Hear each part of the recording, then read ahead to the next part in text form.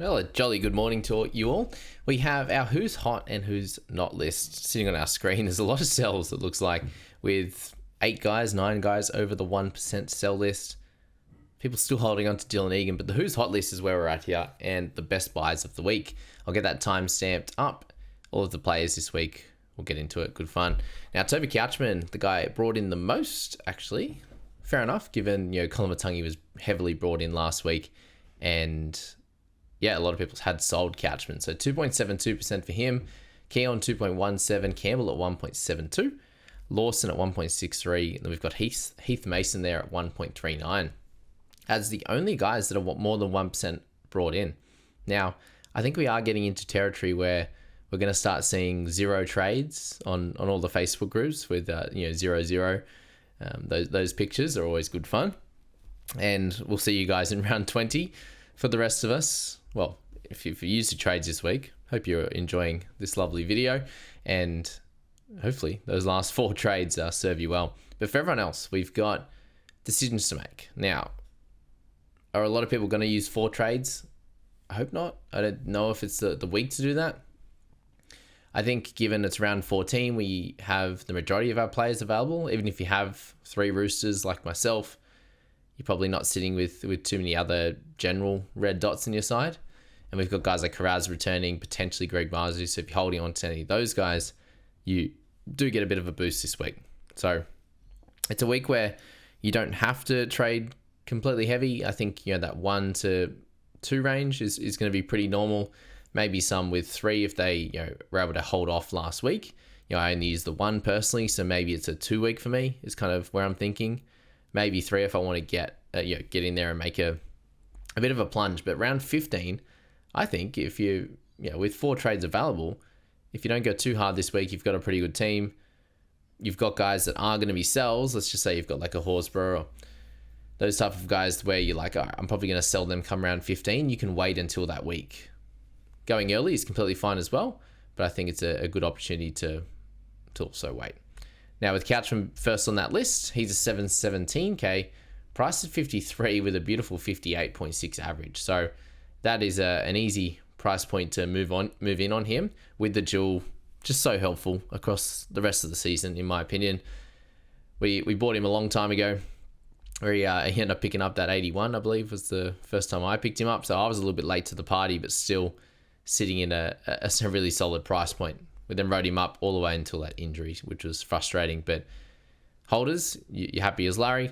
For potential buyers, we see a lot of really, really good scores. So we have here 5 scores, 60 and above, also in the 60s, and then 1 over 80, which is very impressive. And what we look for with guys like this is, yes, consistency. We have dual position. We have coverage across the whole time, but we have potential upside into the high 60s, and he can score an 81 in 66 minutes in the middle. So very, very impressive. And now over the next few weeks, I think there's a good chance he continues with the 80 minutes.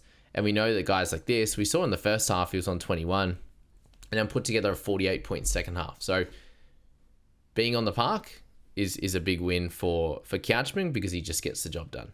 The question this week is, do you need to buy him now, or can he be one of those guys that you can wait and get? I think waiting's fine. I think buying is also great this week. And I feel like he's pretty well close to a must-have across the period as basically the best middle for round 15 and for round 18. Pretty simple like that for myself. Now, Keon Koloamatangi, a little bit more expensive. And I think the question this week comes in as Koloamatangi or Couchman. And the simple answer is Koloamatangi, given the break even. So I think they can both score similar. You see Keon here have back-to-back 80s weeks, and he's playing 80 minutes in the middle. We saw last year when he managed to get 80 minutes in the middle there, it was pretty freakish. He had 70s games multiple times. He had 104 with the double. So he has the upside there, which is awesome. He's also owned by the majority of people now.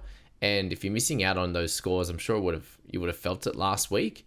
And he has the potential to do that again against a really formidable opponent in the Canberra team, which, there should be some points in there, but he'll get so much work through the middle as well. And just to break even, get him in. There's definitely a worry about him being in the New South Wales squad, but I think a guy like this, dual position, plays doesn't miss round 16. He plays everything up till 19. He becomes so important. So lock him in, lock and load. Pretty simple there. Jaden Campbell comes up next. And for Campbell at 770k, we don't get a discount. Well, too much of a discount. He's a little bit under that, but should be a tick under over 800. But what I mean is that he's still very expensive, and it's hard to get to him. But when he's going to be the most important wing fullback and one of the top few best halves, especially over this period, it's someone that you really need to have a look at and really need to target. Now let's have a little look at the run. We've got Broncos, Manly, Para, and Cowboys over the next 4.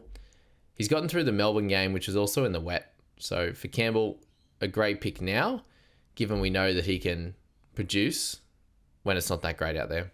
He's had 3 scores in the 40s, and then every score after that is 60 and above into the 76 there in round 6 and an 81 in round 3. So he's a very, very impressive player, has the upside, has the consistency as well, which a lot of the other wing fullbacks don't have. Mr. Drinkwater, or even guys like Teddy that we love. Kiraz has actually been fairly consistent there, but has those 40 scores as well. So for Campbell, he gives you an opportunity to cover 2 positions, to get you all the way through to round 18, but then doesn't have any buys for the end of the season. Another full-blown keeper that you need to consider to get into your side this week. Can you wait until the following week? Yes, you might have a few wing fullbacks that you're rolling with. You could be sitting there with Yongi still. You could still be playing Tamale, and they can come out and have good scores as well, as you saw last week with Tamale 62 and Yongi 47. So you can wait, but I think if you can get to him, then do it. That's my plan. How I do it is going to be the question. And one of these guys, one of these cheapies, Mr. Nathan Lawson, is an option. 249k for him, centre position only, even though he came in on the wing. So a little bit frustrating there that, we didn't get the duel last night.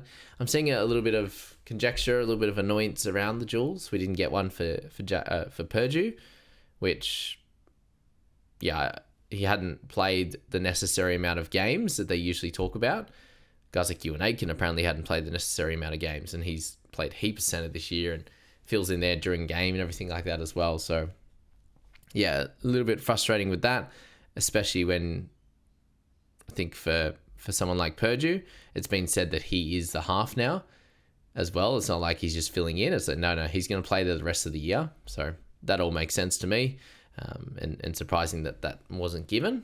But they usually are fairly black and white on amount of games played, and I think the Ewan Aitken one, he needed to play 4, and he only played 3, so pretty rough. But Nathan Lawson, at that cheap price, he becomes a nice cash down option in that centre position. 38 with a line break, 7 tackle breaks, and 180 metres there. You know that you've got some type of base. And you think with him, if you take away the line break, a couple of tackle breaks there, you're somewhere near that 30 mark, which, with the opponents that he does play over the next couple of months, which is next month or so that you need him for, it's something where you could look at and go, yeah, he should be able to do fine against those opponents there. That Cronulla one will be interesting. Sione Katoa come back in action. But you've got him for around 15 and 18 if he keeps a spot. And the big win here with him is that he's taken the spot from Tyrell Sloan. So there's some safety in that, and it's likely to be the best cash down of the week, to be honest with you. Just with potential to actually score okay if he scores a try, also to keep his spot, and provide you with some type of value in the centre position across one of those weeks. So, helpful. Heath Mason, 323k, he has the lower break even after the good score. He has kept a starting spot. Now, on the surface, that looks great. He's at wing fullback. Yes, he misses next week, but he can help in later weeks.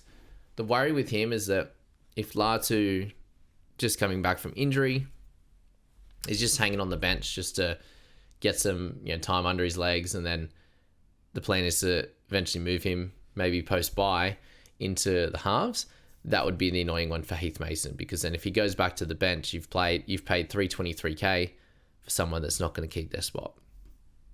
So Heath, in this scenario, you're paying 80k more than someone like, or close to 80k more than Nathan Lawson, and maybe less guarantee on his spot, given Latu's quality. So tough one.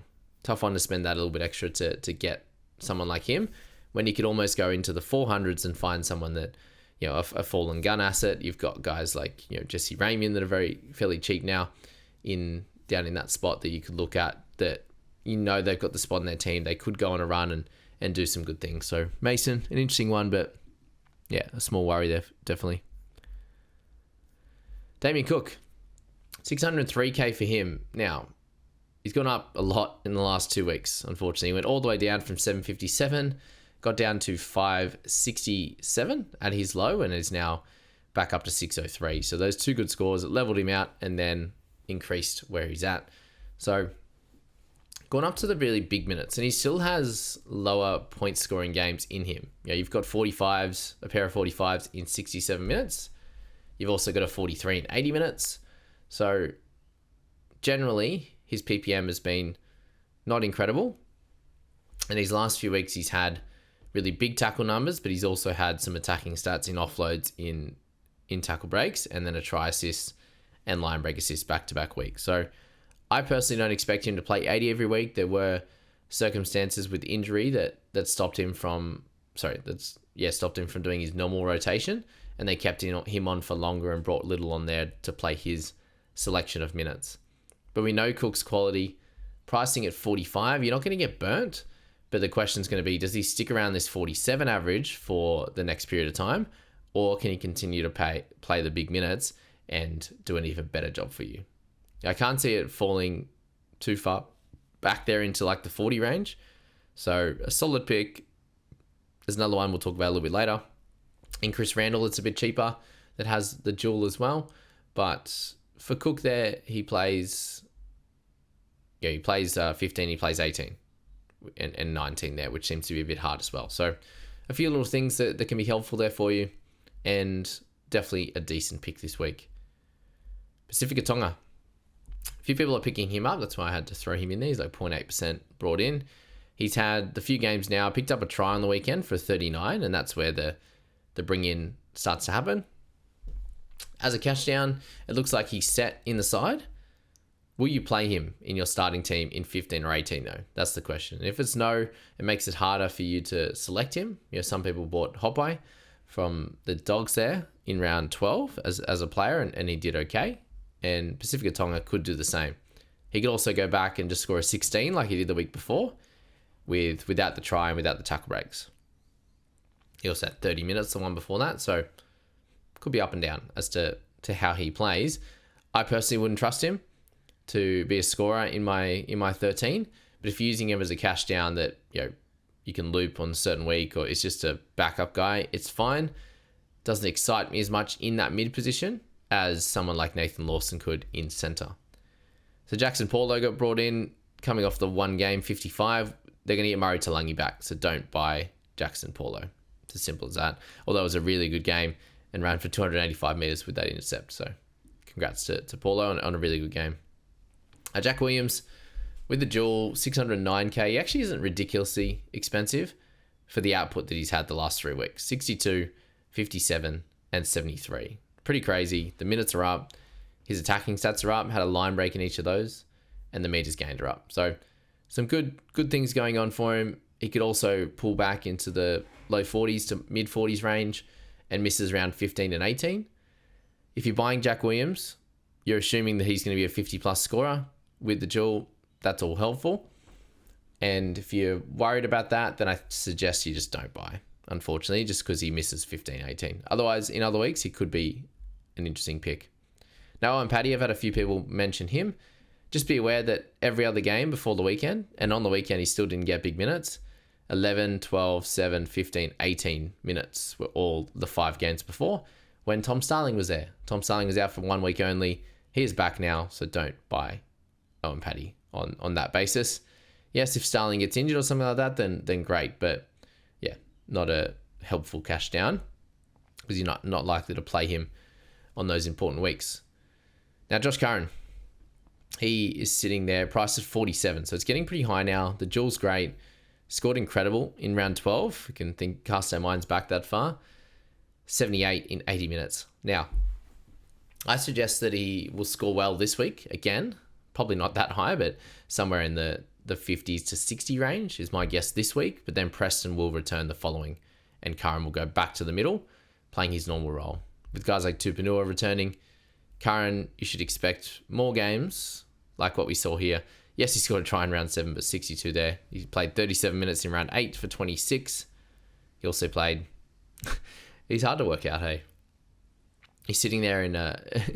every time that he got sort of normal minutes at prop, he scored a try. So probably have to look more back to last year at certain games here where he'd get in the 40s, the 30 odds, 50 in 50 minutes, but then 35 and 50, and was annoying for you at times. So yeah, I can't see him being a perfect pick. He will be helpful next week, with Max King being out, sure. Round 18, he'll be helpful again with Max King being out.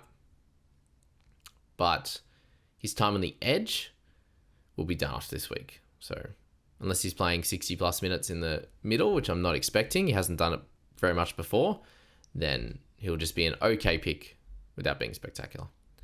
Now, Drinkwater has been brought in a little bit, which is fair enough. Break even still fairly high though, following his great performance, but the 18 before that. Now, up against Melbourne this week, I think it's an easy week to hold off on. Oh, Melbourne in round 18 without their stars, that could be fun. But the following week against the Dolphins, I think, is a great pick. What you see there is actually from round 4, if you take out the 18, his lowest score is 44. He's got 47, he's got 55, 62, 75, 68, and the 62. So there's plenty of good scores in there. We know that he can be a mid-50s guy, and he's actually priced lowest of most of the guys you're looking at, which is great at 657. So that's where I like him as a good option from next week. But then once you've gone through this week, then Teddy comes available. So if you're looking at both of them, then I personally think that Teddy is a slightly better pick. So yeah, if you're looking at him this week, sweet, just roll with it, lock him in for the year. And if you're unsure, if you're waiting for other players, or you want JC first, then do that. Drinkwater, good pick, plays every game in the bye period, so happy days there. Now, Lehigh Hopoate at 531k, he's priced at the 40, but is averaging 42.3. But what we're really looking at is the last few weeks. He's gotten really involved on the wing there after a couple of real low games there, surprisingly enough. But when he was a fullback, he was good as well. So he's really just turned a corner in form. 54, 57 on the wing, and then 71 last week. And if you are buying him, you're kind of hoping that Tommy stays out for longer, which is not expected, especially when he should be back next week, basically. And he's not playing Origin. So Lehigh, it's probably a little bit late to buy him now, but I can see the appeal. And it's one of those ones you're like, I wish I had him a few weeks ago. Probably spend up a little bit and go for Drinkwater and these guys rather than taking Lehigh at that cheaper price. Now, you and Aitken at 650. Priced at 48, so he's getting up there now.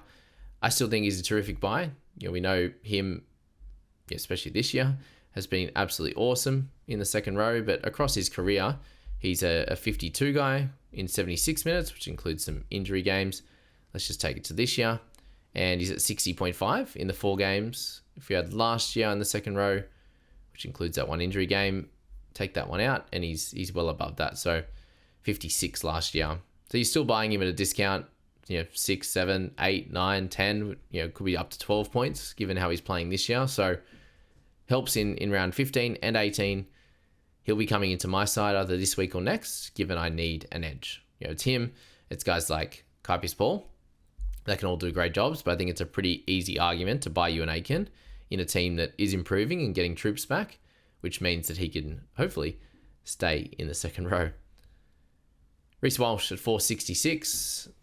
People are buying him. His percentage was up a little bit there. So for Reece boy, I just can't do it. I could not do it earlier in the year, and I will continue to die on that hill that he's not worth it, even at this price.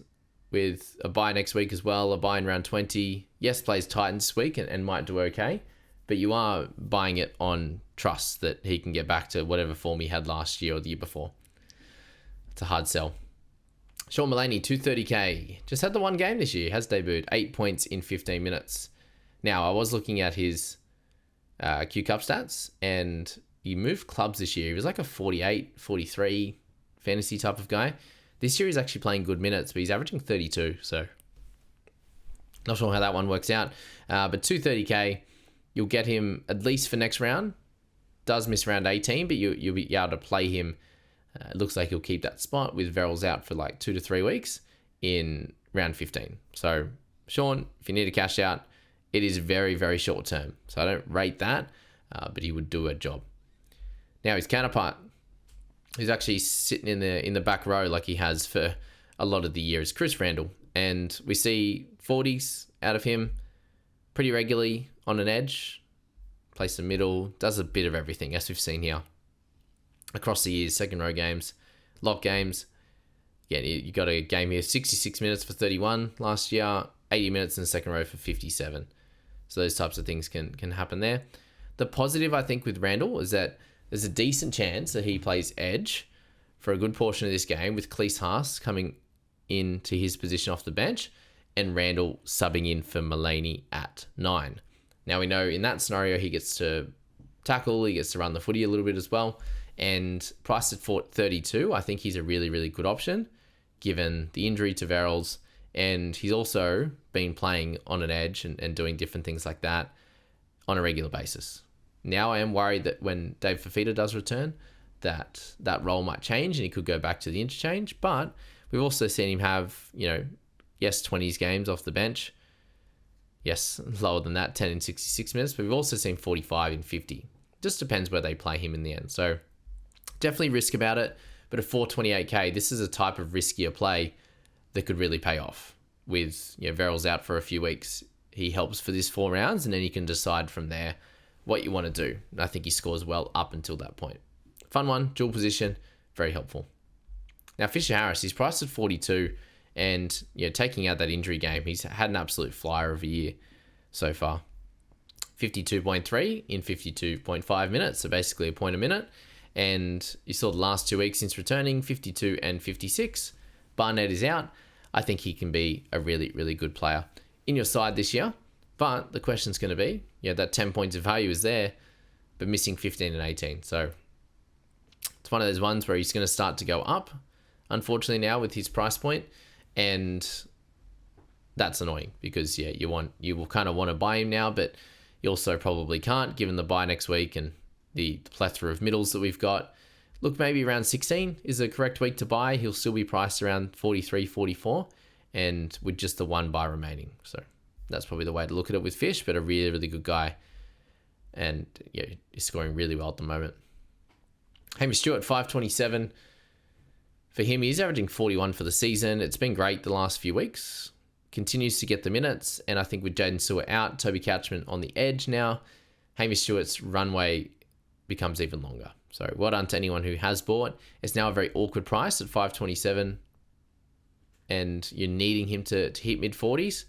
I still think he can for a few weeks. Does it change at some point? Unknown. But similar to a few players, they're just, when they have a great PPM, you give them a chance on the park, they manage to find points. So Hamish, awkward price, mid-only, but if you want to go a little bit cheaper in that section, then I still suggest him to be a pretty solid option, not a knockout. Now, Kaipis Paul, 687k, he's priced at the 51, but averaging 55, and he's been great. For some reason, his price doesn't change very much because he goes, a 40-odd score, then whacks a 70, then goes a couple of 40s, then a 70 again. It's just up and down, so you're getting him at a bit of a discount. I think he's, the guy at the moment for the Knights. And you see those last 3, it's 58, 50, and 65, and for some reason his price hasn't gone up according to where he's averaging, surprisingly. So doing great. A guy that I think you can want, definitely, but does miss out 18, does miss a buy later. Do you just go for someone like Aitken given the situation, or are you a little bit worried about round 19 and maybe 18 you're set, but 15 you need some help, and Kai is the guy that you need? I think he's going to be a great pick, so up to you.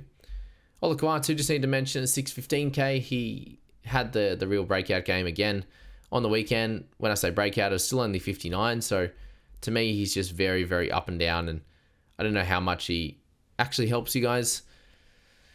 And is there other guys you want, like KPP or Aitken? Yes, in my opinion. Isaiah Katoa, the premier half to buy this week outside of Jaden Campbell. who, these two both have the same bye schedule, apart from Isaiah having the extra bye come round 21. So 18-21 for him. Averaging 58 for the year. So if you want a consistent scorer, if you want a great scorer, then Isaiah is the play. And the run over the next 4 weeks is sublime. St. George, Cowboys, Newcastle, and Rabbitohs. Very, very happy with that setup. Cowboys lose a lot of their origin guys for that game too. So him and Herbie could go nuts on their respective sides. So Isaiah Katoa, someone I'm looking at as a potential bring into my side. I love the way he plays, and yeah, it's just great viewing and great scores. Back-to-back 70s, 67 in 3 weeks in a row. Then had the wet weather game. So awesome. Latu Fainu off the bench. If you bought last week, I think it's fine. You probably got a little bit annoyed that he's on the bench, but at 258k, it's not going to hurt you too much. He's going to be playing off the bench this week and has potential to come in and play in the halves very, very soon. So Latu, fine. Probably don't buy this week. I think you go for someone else in the cheaper range, but will be solid. Matt Burton at 549k, priced at the 41. It's just awesome. Yeah, it's an awesome entry point, and he's just had a very interesting season so far. Since returning, he has had a 54. He's had a 20 in 66 minutes, 38, a 56, and a 45. So that does include 3 scores out of the 5 above where he's priced at. 1 very close and 1 well under. So the situation, the only worrying thing about this situation, I think, is that if he ends up moving to center or something like that. So Burton at the moment at 549k. Yes, you miss out on him in 16, but helps in 15 and 18, which is great. There's not a lot of great options that play both. You've got guys like Fogarty that misses 15 and plays 18, but you're looking at guys like Jerome Hughes in round 16, because a lot of the other guys are out. Fletcher Sharp, Jaden Campbell, Katoa, Nico Hynes, all those guys are out. So Burton comes into being a really, really good option. So cheaper, then you'll get him, I think, for the rest of the season now. 2024, he did average 53. So over 10 points of value if he comes good. And he's in a better team this year. So should be fine. Nico Hynes, I don't know if I can recommend him at the moment. I do own, price of 52, just hardly any kick meters. We're relying on getting those attacking stats, and last week it didn't happen as much. He also had less tackles as well. So thankfully he hasn't been missing many of late. He'll be solid. Still does have 2 buys remaining though, so I would just try and get up to Isaiah Katoa if you can. Now Herbie Farnworth, as I said, with Katoa, has a terrific run over the next month and is someone that I think you'll want in your side. So have a look at Herbie as a very, very good option this week. The premier center option, especially with Lucas carrying a bit of an injury. So Herbie is great, consistent, all the good stuff. Had some issues with sickness, infection, wasn't it? Yeah. And continues to score tries. So I think that try scoring streak should continue over the next 4. I'm predicting another 3 tries over this week, and maybe there's a ton in there. Sometimes we're good for that. Mr. Herbie Farnworth. Now Garrick at 566, he just continues to get cheaper and cheaper. So if you do want someone a little bit less expensive in the center wing, the centers or the wing fullback, then Garrick will be your guy. He does miss 2 buys in the next period, but he does play 15 and 18, which is the big draw card. Garrick, he's been looking really solid and has a great run here, basically, is what you're buying him on. The great run, I think. Cheaper, great run. Newcastle, Gold Coast, buy, Tigers, Rabbitohs. So, yeah, that part I'm excited about as an owner now. Before that, we had slightly tougher matchups. Well, easier matchups if we thought in para, but wasn't to be. And then Broncos, we thought were going to be a bit tougher, but weren't. So Garrick, really good guy to have in your side. At this price, if you were to pay up, like I said, 650 and plus, I wouldn't do it. But at this price, it's really easy to climb into, as much as I'm not excited about how he's scoring at the moment. Now Kiraz, a great average this year, coming off that injury game where he kind of went missing at the back end of that game. And fair enough. He does have some lower scores in him. You see there, only 1 score above 60, but he also hasn't played many games either. So looking at the run here, I think Para are a stronger team than they once were. And then Bunnies in Origin. So I think if you if you're looking at someone like Tedesco, you could go for Kiraz this week. You could also just go Drinkwater as well, given the 63k price difference with those guys. Kiraz helps for centre and wing fullback, definitely. Plays 15 and 18, so there's lots of good things there. But he is 2 weeks back from a calf injury that usually takes 3 to 4 to 5. But apparently he had that injections in his calf, the recycled blood. What do you call it? PNF? I don't know. PNF stretching. PFP? I think, whatever it's called. You guys will know. Who else we got? Jackson Purdue. So yeah, Kiraz, solid buy.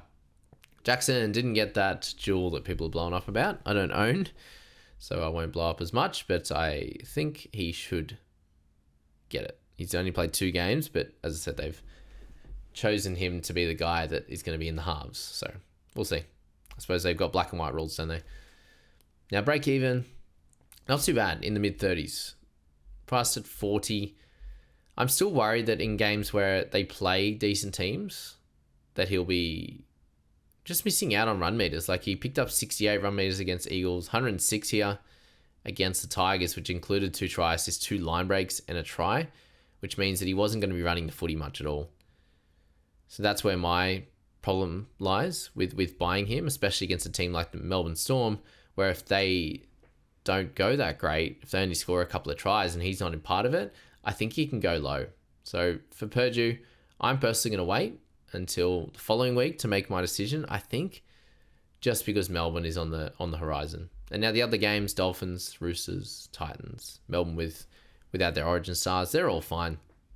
It's just this one here. If we see a 20 or 25 out of him, then you might not even want to have him in your side.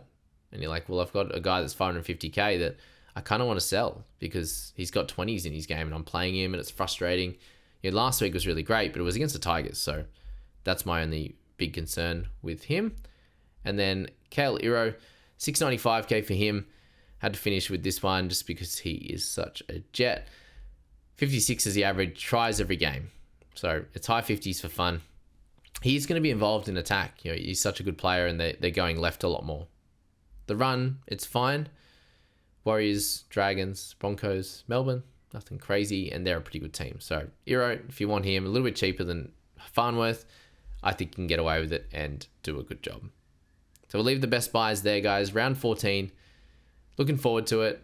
We're back on deck tomorrow. It's a long round as well, Thursday all the way through to Monday. So yeah, we'll see how that one rolls out.